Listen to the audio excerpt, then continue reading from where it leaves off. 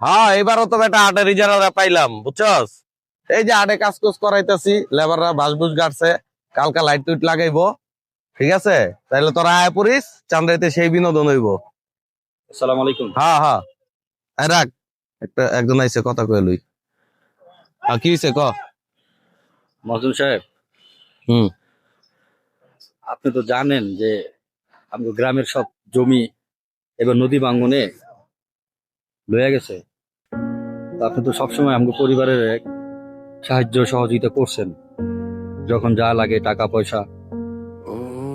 তো এবার তো আমগো কিছুই নাই, এদিকে যে হাত দিছেন, আমি শুনলাম আপনি ইজারাদার।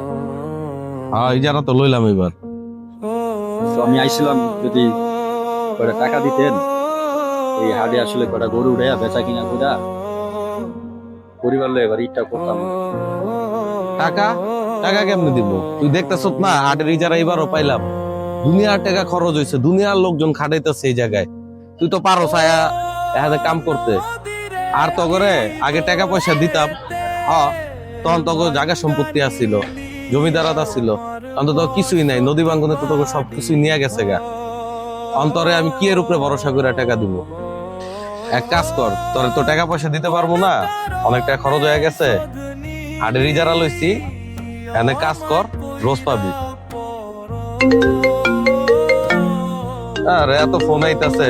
আচ্ছা, অনেক ব্যস্ত বুঝছস, একটা কাজ কর, চিন্তা ভাবনা করে দেখ কাম করবি কিনা, তাহলে আমারে জানাইস। ঠিক আছে, আমার বহুত ফোন আইতাছে, থাক। হ্যালো।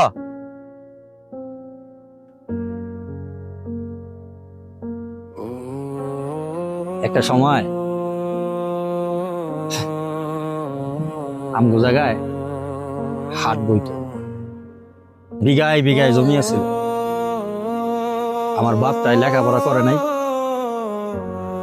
কিন্তু আপনার বাপটা আসলে শিক্ষিত। আপনার বাপে আমার সরল সহজ বাপটারে বুলায়া বালায়া সম্পত্তিগুলি সব হাসিল করছে। আজকে আমগো সম্পত্তি দিয়া আপনারা হইছেন ধনী। আজকে আপনারা ধনী মানুষ,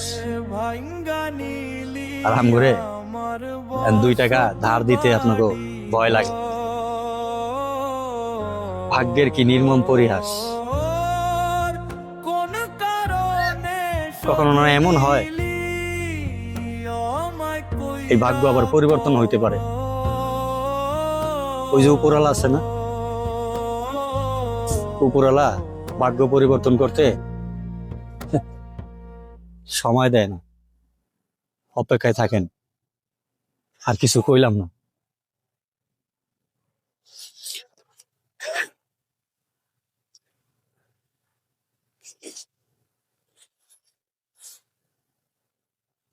আরে নয়ন মিয়া,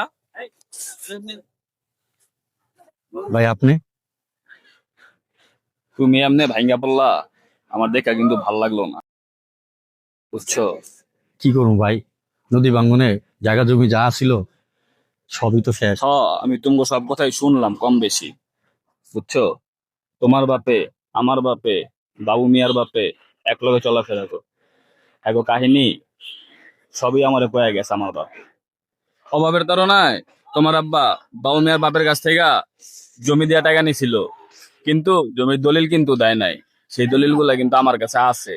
ঈদের পরে আমার সাথে যোগাযোগ কইরো, রেজিস্ট্রি অফিস খুললে আমরা দুজন এক লগে যা তোমার জমিগুলো উদ্ধার করার ব্যবস্থা করবো।